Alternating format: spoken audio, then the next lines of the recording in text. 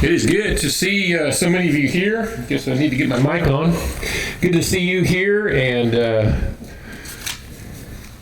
it has been a trying last couple of weeks with the weather and the storm, but looks like we've made it through on the other side. It's really strange when we see 40 degrees and say, yes, 40 degrees, wow. It's like a heat wave. We are, in your bulletin, it mentions that this evening that Chase is going to be preaching from Acts chapter 1. His title is New Beginnings.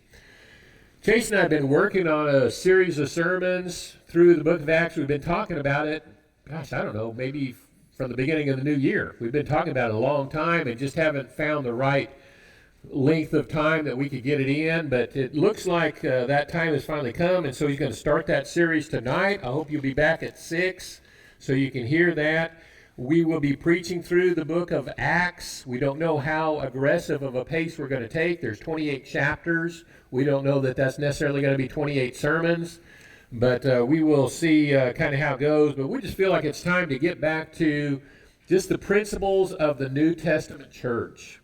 What is the church supposed to be like today? What was it like in the first century?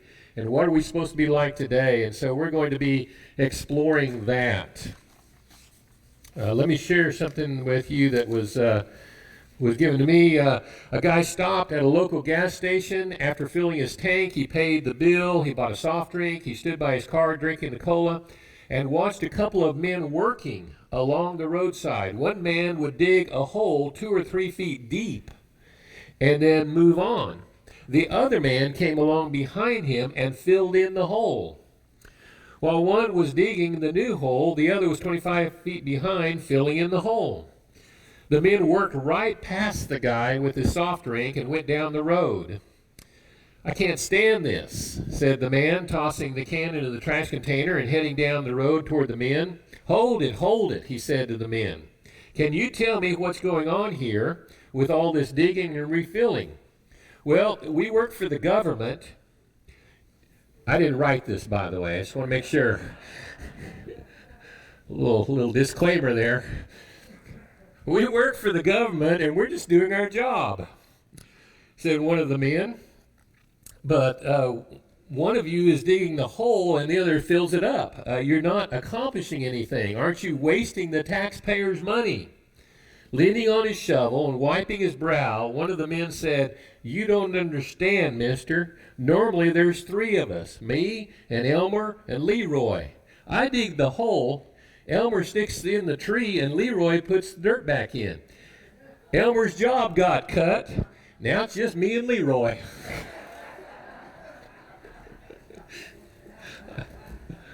I didn't write that, okay? Didn't write that, but good stuff, good stuff. Would you grab a Bible, please? Make sure each of you has a Bible in hand and open it up to 1 Kings chapter 11. We will be there in a moment. You can also, inside the bulletin, grab an outline of this sermon, and you can follow along. And all of the scriptures that are underlined are scriptures that we're going to turn to. If you are not familiar with the Bible, if you're visiting and you're just not very familiar, you will easily follow along because we're going to be in 1 Kings 11, 12, and 13. Any other scriptures I'll put up here on the screen, but it's real easy to follow along. I really want you to follow along in your Bible because that is so important that you do that. We're going to talk about the value of godly advice. We're going to look at a bad example in the Bible and see what not to do this morning. We're going to focus mostly on the person Rehoboam, who became king of Judah, and talk about the mistakes that he made. But we're going to talk about godly advice, how we should seek godly advice, and then we should follow the advice that we get. And the first point that we want to make is we want to talk about the son of a great king. I already told you we're going to talk about Rehoboam. And so point number 1 is Rehoboam was the son of King Solomon. He was also the king of Judah for 17 years. He reigned from 913 or it should be 931 BC to 913 BC.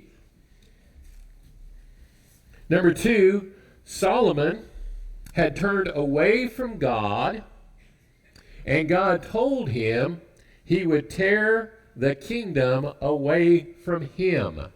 And so before we get to Rehoboam, let's talk a little bit about Solomon.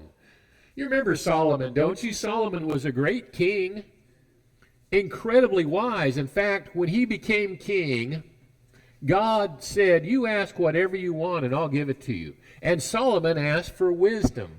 He says, God, I need wisdom to be able to guide these people. I'm just not smart enough to do this, and I want to do this wisely. And so God gave him his wisdom. He was considered to be one of the wisest men on the earth. And yet Solomon, even though he was very wise, took on many foreign women to be his wives, and his wives were his undoing. These foreign women convinced him that he needed to be worshiping some of these pagan gods, and he actually did that. We're not going to, 1 Kings 11 verse 3 is not in your notes, but go ahead and look at it. It says he had 700 wives, princesses, and 300 concubines, and his wives turned his heart away. I don't know what you do with 700 wives. That's a little overkill, but 700 wives, and many of them were foreign. You see, Solomon was not a warrior. His dad, David, you remember King David? David was a warrior. Saul, before him, was a warrior. Solomon was not a warrior. Solomon was a diplomat. He used diplomacy to make arrangements and to keep peace with the other nations around him. And there's nothing wrong with diplomacy. It's better than war. But whenever, back in those days, whenever you made a covenant with a nation next to you, you normally intermarried with them. You took their daughter to be your wife, or you gave your daughter, or somehow you connected, and so that way that person's not as likely to attack you if their daughter's living there. So it was kind of a way to exchange and to have diplomatic relations with other nations. But Solomon was commanded not to do that. Don't marry foreign women. Don't marry women. And it wasn't an interracial thing. It was an interreligious thing, as I explained in last week's sermon, where you weren't supposed to allow other nations to influence you. And if you married into another religion, they were likely to pull you away from the things that you believed. And so Solomon was warned not to do this. I don't know how you study the Bible, but when I study the Bible, I like to read it. I'll read a whole book and then stand back and look at the whole picture. Do you do that? I like to step back. And so I'm reading here about Solomon and all about his life, and then I stand back and I ask this question.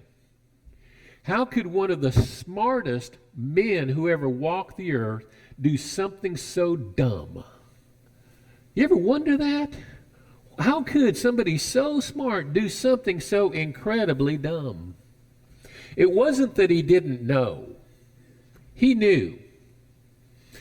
In fact, did you know the first 5 books of the Old Testament, the Pentateuch, those books were written to govern the nation of Israel.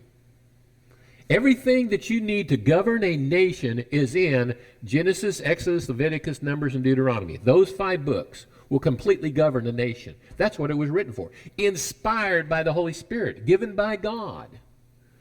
And in those books, did you know it even says toward the end of the last book, Deuteronomy, there is in there a section on what a king is supposed to do when he becomes a king.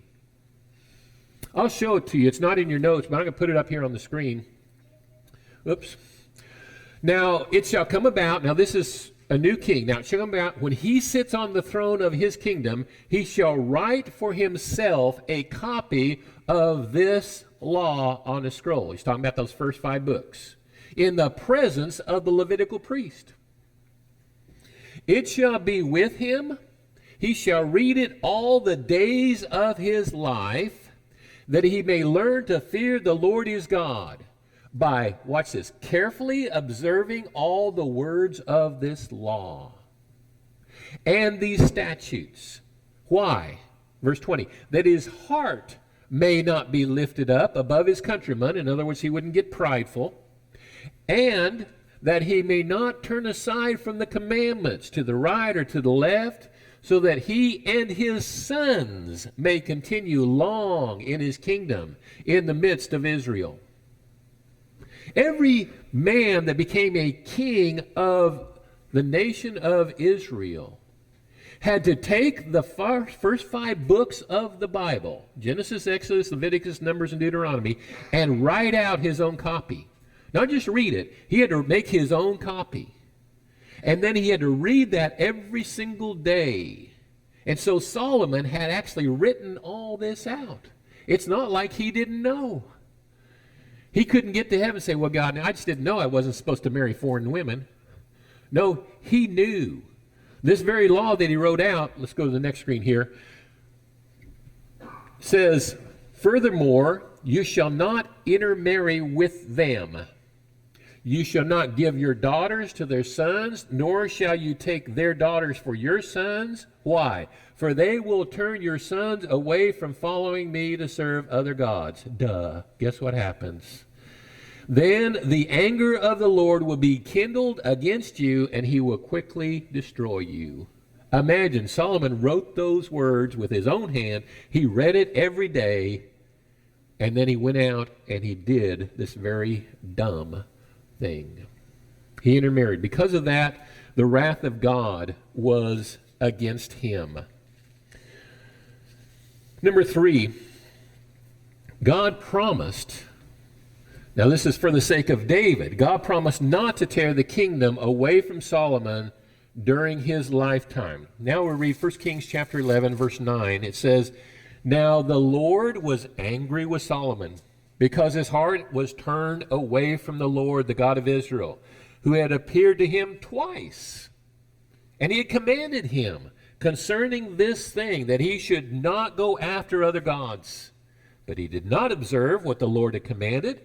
So the Lord said to Solomon, because you have done this, and you have not kept my commandment and my statutes, which I have commanded you, I will surely tear the kingdom from you, and will give it to your servant. Note the word servant. I'll talk about that here in a little bit. I'll give it to your servant. Nevertheless, I will not do it in your days for the sake of your father David, but I will tear it out of the hands of your son. However, I will not tear away all of the kingdom, but I will give him one tribe to your son, for the sake of my servant David, and for the sake of Jerusalem, which I have chosen. He said, Solomon, because you didn't listen to me, and because you worship these pagan gods, I'm going to tear the kingdom away from you. I won't do it during your lifetime. I'll do it during your son's lifetime. I'm not going to tear the whole thing away from you. You get to keep one tribe. Now, that's one in addition to the tribe of Judah, which he was already a part of, and which Rehoboam was a part of. And that tribe would be the tribe of Benjamin that would be faithful. But the 10 northern tribes would depart from him. He said, this is what's going to happen. And so, number 4, after Rehoboam became king, a rebellion placed the 10 northern tribes under the rule of Jeroboam, and left Rehoboam with his own tribe, Judah, and the tribe of Benjamin. Now, Jeroboam, we're going to skip over, starting in verse 14, which just talks about the enemies of Solomon. There was Hadad, we won't talk about him. There was Rezon in verse 23, we won't talk about him. But Jeroboam in verse 26 was a servant of Solomon, and he was a warrior who fought in Solomon's army. And they got along good for a while, but they had a conflict, and Jeroboam caused some trouble. And Solomon actually, in verse 41, talks about how he needed to have him killed. Or it's earlier. Anyway, it's in there. Read that. If the sermon gets boring, just go ahead and read that whole thing, and you won't have to pay attention to me at all. But this is where Jeroboam is talked about. Jeroboam flees from Solomon. He goes down to Egypt. Just so you know what's going on with him. This next section we're going to talk about is called How to Divide a Kingdom. If you want to know how to split up a nation, here's how you do it. 4 easy steps. Step number 1. When your subjects come to you with a request, ignore it. This is step 1. This is how Rehoboam did it. Let's read what he did, starting in chapter 12, verse 1. Then Rehoboam went to Shechem, for all Israel came to Shechem to make him king. Notice the reason they're there, to make him king.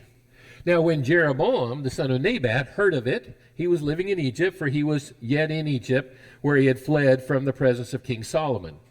Then they sent and called him, and Jeroboam and all the assemblies of Israel came and spoke to Rehoboam, saying, Your father made our yoke hard. Now therefore lighten the hard service of your father and his heavy yoke, which he put on us, and we will serve you. Now you're going to have to pay attention to the difference between Rehoboam and Jeroboam. I know their names are similar, right? But Rehoboam is the rightful heir of the throne. He is the descendant of Solomon, the descendant of David. And so he's the one who's prophesied, you'll be the next king. Jeroboam was the servant of Solomon who rebelled and had to go to Egypt, and now he's back. So we got Jeroboam and Rehoboam. We're focusing on Rehoboam. Rehoboam goes to the people because they want to make him king. That's what they were there for. But they have a request. Could you lighten the load? Your dad was pretty tough on us. Could you lighten that load? And if you do, we'll serve you. And so he says, go away for 3 days, come back, and I'll talk to you about it. So you got to divide a kingdom. You have your subjects assemble. You hear what they say, and then you totally ignore it. Number 2, ask for godly counsel, and then don't follow it. This is step 2. So in verse 6, King Rehoboam consulted with the elders who had served his father Solomon, and pause for a minute and think about how smart those men must have been. Solomon's one of the wisest men that ever walked the earth. Here's his advisors. And he goes to them to get advice. He goes to these elders to get advice. They served his father Solomon while he was still alive, saying, How do you counsel me to answer this people? And then they spoke to him, saying, If you will be a servant to this people today, and will serve them and grant their petition and speak good words to them, then they will be your servants forever. That sounds good, doesn't it? Verse 8, But he forsook the counsel of the elders, which he had given them, and he consulted with the young men who grew up with him and served him. So he goes and he seeks out godly, sound advice. He hears them out, and then he doesn't do it. Instead, he turns to his friends that he grew up with. Here's step 3. Get advice from those who will tell you what you want to hear. That's what you're witnessing here in verse 9. So he said to them, What counsel do you give that we may answer this people who have spoken to me, saying, Lighten the yoke which your father put on us? And the young men who grew up with him spoke to him, saying, Thus you shall say to this people who spoke to you, saying, Your father made your yoke heavy, now you make it lighter for us. But you shall speak to them, My little finger is thicker than my father's loins. Whereas my father loaded you with a heavy yoke, I will add to your yoke. My father disciplined you with whips, but I will discipline you with scorpions. So that's their advice. He goes to people who are going to tell him what he wants to hear. And you could just see Rehoboam go, yeah, that's right. I'm tougher than my father was. Step 4, how to divide a kingdom. Give those who are planning to leave the kingdom even more reason to leave. That's what Rehoboam does next, starting in verse 12. Then Jeroboam and all the people came to Rehoboam on the 3rd day, as the king had directed, saying, Return to me on the 3rd day. And the king answered the people harshly, and he forsook the advice of the elders, which they had given him, and he spoke to them according to the advice of the young men, saying, My father made your yoke heavy, and I will add to your yoke. My father disciplined you with whips, but I will discipline you with scorpions. So the king did not listen to the people, for it was a turn of events from the Lord, that he might establish his word, which the Lord spoke through Ahijah the Shilonite to Jeroboam the son of Nebat. He didn't listen. He didn't take the sound advice that was offered him. Instead, he listened to somebody who told him what he wanted to hear. Let me ask you something. Have you ever done that before? Have you ever sought good, sound advice and somebody told you, here's what you need to do. This is the right thing that you should do, and you didn't listen to that advice? And maybe you heard somebody else and they told you what you wanted to hear, so that's what you did. Well, that's what Rehoboam did. And remember who Rehoboam is. It's not that Rehoboam was a little kid. He's 41 years old. He was 41 when he became the king. He grew up, his father was Solomon, King Solomon, a wise man, a wise leader. I'm going to put some other scriptures up here. You're probably familiar with some of these Proverbs. You know, Proverbs 10:17 says, he is on the path of life who heeds instruction, but he who ignores reproof goes astray. I highlighted instruction and reproof because I want you to see those words are similar. Instruction, counsel, reproof is when somebody corrects you when you're off the path, all right? He who ignores reproof goes astray. Let's show you another one here. Listen to counsel and accept discipline, that you may be wise the rest of your days. Another verse here. Grievous punishment is for him who forsakes the way. He who hates reproof will die. Another one. A scoffer does not love one who reproves him. He will not go to the wise. The next one. Without consultations, plans are frustrated, but with many counselors they succeed. Here's another one. The way of a fool is right in his own eyes, but a wise man is he who listens to counsel. Next. Through insolence comes nothing but strife, but wisdom is found in those who receive, which means to take, counsel. A rebuke goes deeper into one who has understanding than 100 blows into a fool. Whoever loves discipline loves knowledge, but he who hates reproof is stupid. I really like that one. Where there is no guidance, the people fall, but in the abundance of counselors there is victory. Now, all 10 of those proverbs were written by the same man. And you know who that man was? This man's father, Solomon.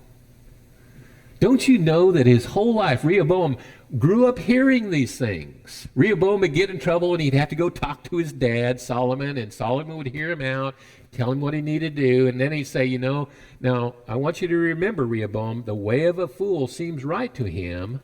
Remember that. But a wise man is he who listens to counsel. Can you remember that, Rehoboam? And Rehoboam, yes, Dad, I'll remember that. He heard that his whole life. And yet here he is in a situation where he can keep the nation of Israel together, and he does not listen to sound advice. It's tragic. It's sad.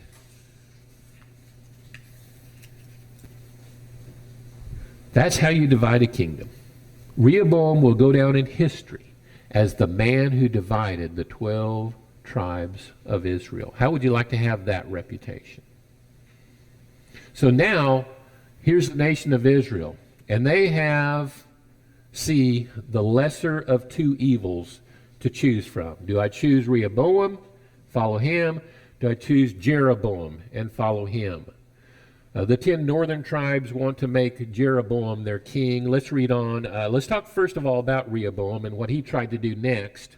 Number one, Rehoboam tried to force people to serve him in chapter 12 and verse 16.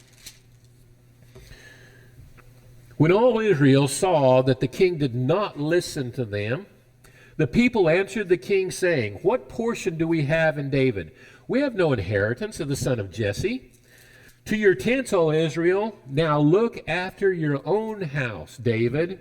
And so Israel departed to their tents.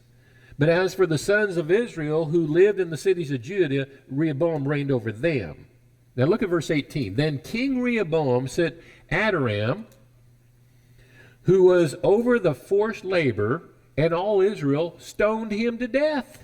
And King Rehoboam made haste to mount his chariot and to flee to Jerusalem. So Rehoboam, after the people say, "We're not going to serve you," what does he do? He gets Adoram, who's in charge of forced labor, says, "Go over there and make those people, mine." They killed him. Rehoboam just doesn't get it, does he? He's going to try, I'm going to force them to serve me. I'm going to force them to do what is right. Number two, Rehoboam did not seek God's guidance in all of these things that he was doing. Look at, skip down to verse 21. In the meantime, Jeroboam is made king of the 10 northern tribes. Verse 21, now when Rehoboam came to Jerusalem, he assembled with the house of Judah, of the tribes of Benjamin, 180,000 chosen men who were warriors to fight against the house of Israel, to restore the kingdom to Rehoboam, the son of Salomon. So now what's he want to do? I'm going to go fight him. I'm going to go kill him if they're not going to serve me.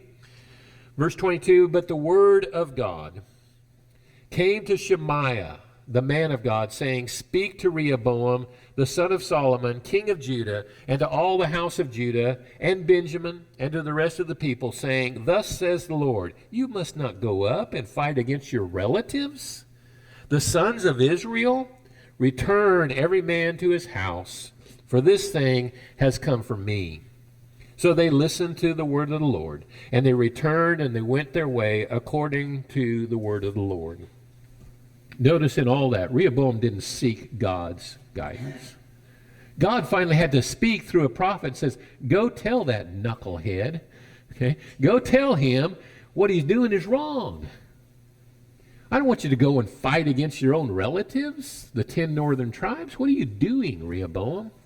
He wouldn't seek the advice of God. He wasn't listening to counsel. So that's one choice, is Rehoboam. Let's talk about Jeroboam. Number 3, Jeroboam did not care about helping Israel stay faithful to God. We read this in verse 25. Then Jeroboam built Shechem in the hill country of Ephraim, and he lived there, and he went down from there and built Penuel. And Jeroboam said in his heart, now the kingdom will return to the house of David. If this people go up to offer sacrifices at the house of the Lord at Jerusalem, then all the hearts of this people will return to their Lord, even to Rehoboam, the king of Judah. And they will kill me and return to Rehoboam, king of Judah. So the king consulted, and he made 2 golden calves. And he said to them, it is too much for you to go up to Jerusalem. Behold, your gods, O Israel, that brought you from the land of Egypt. He set one in Bethel and the other in Dan. Now this thing became a sin, for the people went to worship before the one as far as Dan. And he made houses on high places and made priests among them, all the people who were not from the sons of Levi. Jeroboam gets to thinking, now if they keep going down to Jerusalem to worship there at the temple like they're supposed to do, well, eventually they're going to go back to Rehoboam and they'll kill me. And he was right about that part. Jeroboam probably would have been killed if that's what would have happened. So because of that, he says, I got an idea. I'll make 2 golden calves. 2 golden calves. Golden calves. Does that sound familiar to you? Back in Exodus chapter 32, when Moses was up on the mountain receiving the instruction from God, and the people came to Aaron, they said, it's been a long time. We're a little worried about Moses. We need some leadership here. And so Aaron says, well, give me all your gold and he fashioned a golden calf and said almost word for word what Jeroboam is saying here. Here are your gods, O Israel, who led you out of Egypt. You would think somebody in this day would say, we did the golden calf thing before. Now, if I remember right, it didn't end well. If you go back and read the account, Moses actually took that golden calf, he melted it down, he beat it into powder, he threw it in the water, and he made the Israelites drink it. Okay? It didn't turn out well last time they did this. He makes these golden calves. Why? It's too much for you to go to Jerusalem. It's too inconvenient for you to do that. We need a more convenient religion. He didn't care about the people doing the will of God. He cared about saving his own skin, and he didn't care about the fact that he's leading thousands of people away from God.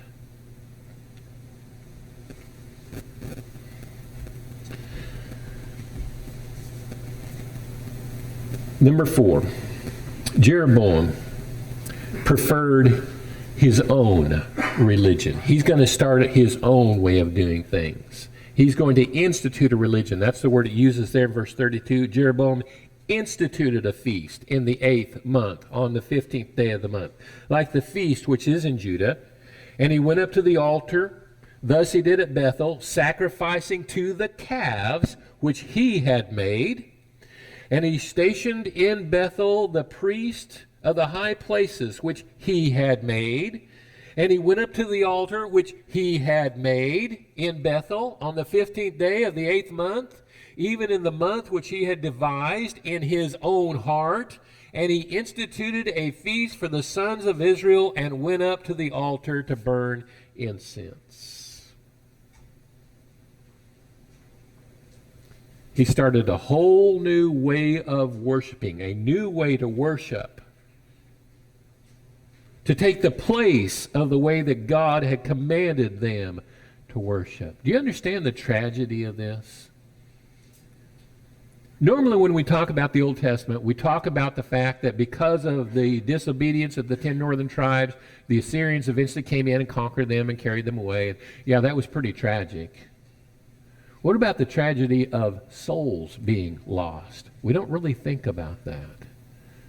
Thousands of souls were lost because they listened to Jeroboam. And they bowed down and they worshiped a pagan god, a calf made of gold, and did not worship God at the temple the way they were commanded. The decisions that we make on a daily basis have consequences. It's really not hard to serve the Lord. It's really not that hard. We come here to church and we assemble and we read what God wants us to do and we go do it. It's not that complicated. But when we want to do our own thing, when we want to worship God our way, when we want to change things, because this is too inconvenient to do it this way, and we want to add things to the way that we worship God, we offend God. We make him angry. And there are consequences of offending God. Let me conclude by saying, when you have a decision to make, get sound, godly advice before you make that decision. And then here's the second thing you should do. Follow the advice. Don't just hear it, but follow the advice. I want to advise you this morning, give your heart to God. Give him everything that you have. Make sure that in all your walk, in everything that you're doing, that God is first in your life. Appreciate your being here. We're going to have a song of invitation at this time. If you're needing prayers of the church, please come as we stand and sing.